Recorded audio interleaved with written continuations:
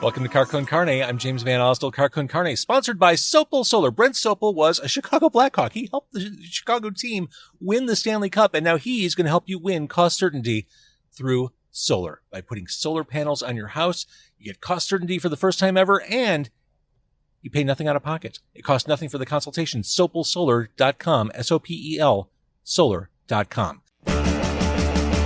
It's Car Con Carne. Let's eat in the car. It's Car Con Carne. And now here's the star of our show, James Van Osdell.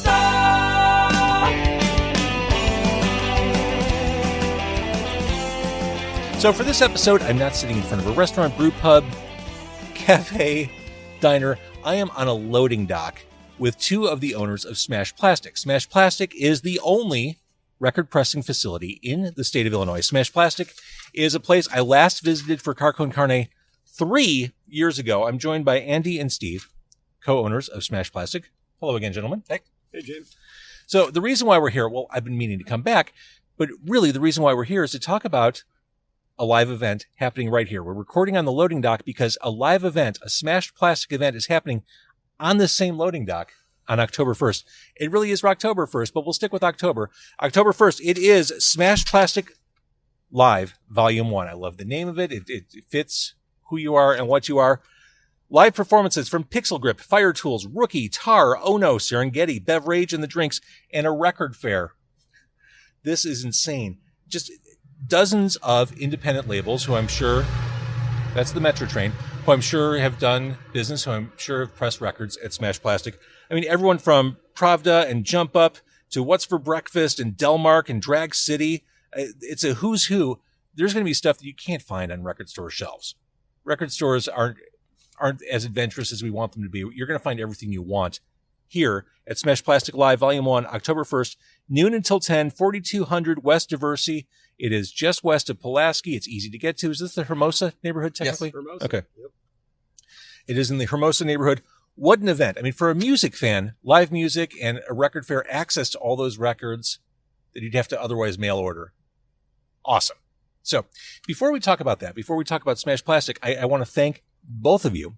I mentioned that we were last year together, sitting in the car, eating cheap grocery store tacos 3 years ago. I largely credit Smash Plastic for rekindling in full force my love for vinyl. I've said it before on this podcast. I spent, my entire life as a youth collecting records. I had thousands of records. I eventually gave them away in the 90s to charity. And I was slowly, tentatively dipping my toe back in the water of buying records. I'm like, I can't do this again. I can't go back in. I don't want to rebuy everything I used to have and then some. After seeing the facility and talking to you guys, I'm like, oh, fuck, this is what I love. Why am I not doing this? Why am I denying myself? Why the privation?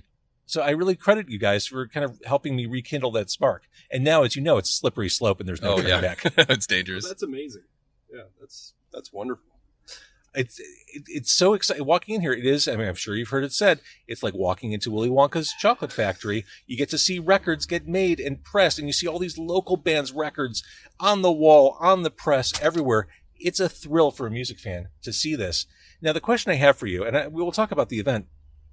I walked around the facility again. It had been some time since I was last here. You guys seem to know what you're doing.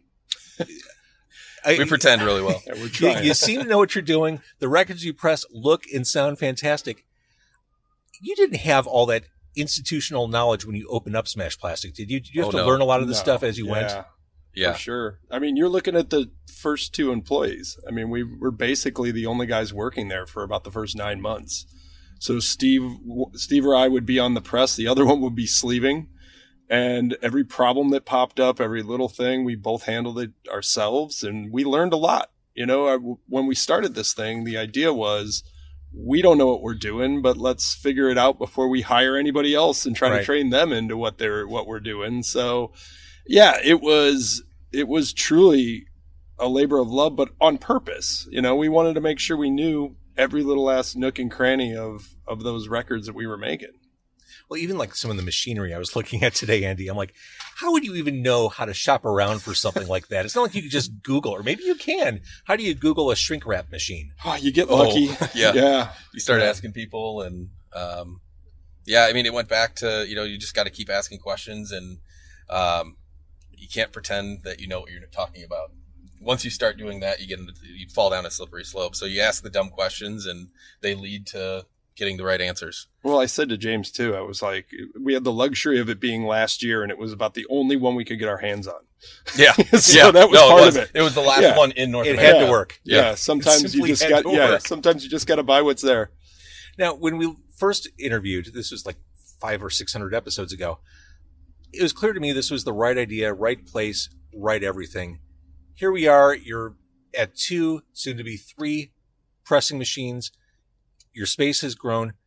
Did you foresee this kind of growth, or did you honestly know that the niche was that obvious and that the lane was that open for you guys when you opened? I think we thought it was. I think we had plans to get to 3 presses, from the beginning, but you never really know, right? Like nobody goes in with that much confidence into a business. Yeah. But the pandemic helped for sure. That really kind of launched the whole industry, not just us, but really increased the demand for vinyl. But demand for vinyl was already on such an uprise anyway. The pandemic really just kind of accelerated it. So that didn't hurt, but no, I don't think, I think we had some vision for sure. Otherwise we wouldn't have invested all our money into this. But when you come on a show like this, where someone who was here from the beginning, like you, who was here 3 years ago and saying these things, it does make you take that step back and go, wow, okay, this was pretty crazy. This has been a pretty crazy ride. Every local band record I buy is pressed here. Yeah, we get a lot of them. That's still our goal, right? I mean, we started out with that idea of we're going to press local first, and we've stuck with that, and it's worked. And the local community has rewarded us with loyalty. So it's been great. And a little over a year ago, we basically turned off the faucet to anyone outside of Chicago if you hadn't been working with us. So, well, that's what I was going to ask, because we've all heard the stories about how Adele basically froze the record pressing business across the country. Like every press was tied up pressing Adele records, which I think are like $10 a piece now at Target. Do they approach you? I mean, do you get Well, we did get some major label, sniffing around, but we instantly said no. Our first reaction on everything was no. They offered to send employees to work overnight shifts and do all sorts of things that it was instantly no. Like we laughed at them basically. There was no chance we were doing major label, and as a business owner, that's what you want to do. Send us strangers to work in our facility. Right. Exactly. Our insurance will cover it. That's true. Yeah. No problem. Yeah. And you break something. Yeah. No problem. Yeah. Well, perfect. That's, one of the things I always say is that we don't listen to that kind of music. Why would we want to make that kind of music? So, the local bands are the ones we're interested in and the ones we go see the shows. And so why wouldn't we want to work with them? And if you take the outside big money, you're just eating up all that capacity for locals. I love that. And you talked about how records have grown and how sales have grown. 2021 LP sales jumped by more than 50%, the 16th consecutive year of growth, representing close to 40% of all album sales. Now, I think that's all physical album sales. That doesn't count streaming, but still 40%. Mm-hmm. So I guess the question is, will the bottom drop out at some point? I mean, at some point, this crazy exponential growth has to at least level off, right? Sure. Well, we discussed that a lot when we were starting the company. And one of the things I always said was, well, local and independent, they were producing records in this town 10, 15 years ago. Why wouldn't they be doing it 10, 15 years from now? They understand what the medium brings to them. And the local small independent guy, as opposed to the Adeles of the world, they rely on their physical sales to make money. So until they find a better way to deliver music that makes money for people, the local independent crowd is going to continue to make vinyl for the most part. I always say fidelity's on our side, so. Which also means loyalty. Yeah. Yes. Mm-hmm. Smash Plastic Live, Volume 1, October 1st, noon until 10, 4200 West Diversey. I've got to think this is the beginning of many more. I mean, you wouldn't call it Volume 1. Let's hope. Yeah, With I'll the let you amount know on October 2nd.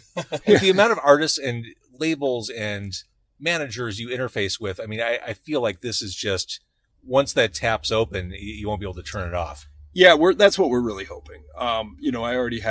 We already have visions of where we could pop 2 more stages and still be in our private parking lot here. Really what we wanted this to be is this. We've been talking about local music since we started right here. And like, we want this to be a celebration of local music. That's why everybody is a local artist in the lineup. That's why the record labels that are here are either all from Chicago or do a lion's share of Chicago bands on their roster. Mm-hmm. So every other festival in the city tends to bring in bands from elsewhere that end up being the headliner that carries the show. And what we wanted here was to be a true celebration of local music. You've got Tar playing here. Yep. How many festivals get Tar to reunite and play on stage? Yeah, we got lucky. Yep. Yeah, it's going to be great to have those guys. Oh my God. And Steve, are you the Tar like super fan? No. Oh, John's that's the John. Tar John super is the fan. crazy Yeah. super fan. Yeah. Okay. Yeah. I couldn't remember which owner it was. I posted something about Tar, and I got the deep dive exposition into what makes the band great. Yeah. Yep. Yeah, that's John. Which- He couldn't make it. Which is that is an example of social media being used as a force for good. Right. Sure. People beaming about music. More of that, Yep. please. Agreed.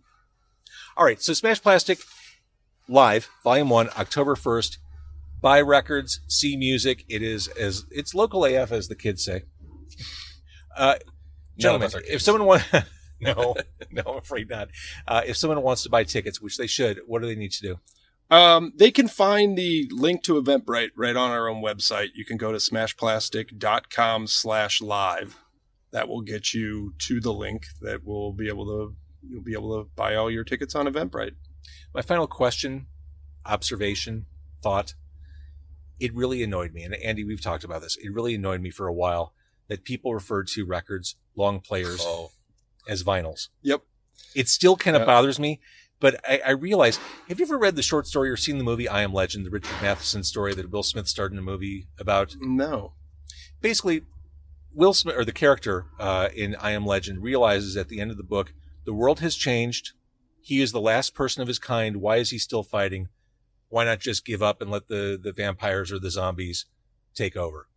I'm kind of at that point. I'm at I Am Legend. I give up. It's a fight not worth fighting. I'm an old man. The world has changed. People call them vinyls. Am I? No. No. No, we're not No. willing to give up that fight. Yeah, no. The plural of vinyl is vinyl. Yeah. And you know what I would say? Every once in a blue moon, somebody approaches us and uses the term vinyls, but I would say most people who are pressing records understand what the proper term is. Every time I rail against it, I'm called an old man, and it's all, be more accepting of change, and language changes and morphs, and I'm like, fuck, okay, I'm an old man. I don't want to have this fight. Fine, they're vinyls. It's not called Vinyl Store Day, but I'll let you have it. Sure, go ahead. Yeah. Yeah, I'll stay on that hill. Thank you. I'm with you. Yeah. Thank you for carrying the Yeah, torch. I'll- We'll I will all be fight up there that. with you. Yeah. Guys, I don't know if I have the fight left in me, so thank you. Thank you for carrying us through. All right, Smash Plastic. Let's say that I have a lot of local bands on this show, watching this show, listening to the show. If they're interested, do they just start by an inquiry on the website if they want to press records? Yeah. We start with, start at smashplastic.com. You'll find our main, we took down our link to just submit an order because we had too many people submitting it. We couldn't even handle it. The proverbial good problem to so have. normally, so now we have to kind of qualify offers or qualify inquiries and make sure that they are local. So normally it starts with an email, info@smashplastic.com. And then normally one of our people in our business department will kind of make sure you're local or you're at least willing to, people from Milwaukee drive down and pick up their records. We're not like you need a 606 area or a 606 zip code, but It's like Dr. Oz, you got to move to a new state yeah, and then declare your candidacy. right. Yeah. Yeah. So We'll even go to Indiana. yeah. So that's kind of how it starts. So Awesome. All right. And then we will see you back here on this very same loading dock we're recording at right now. October 1st, live music, records. I'm right there. I'm a fan of what you guys do. I think this is clearly much needed.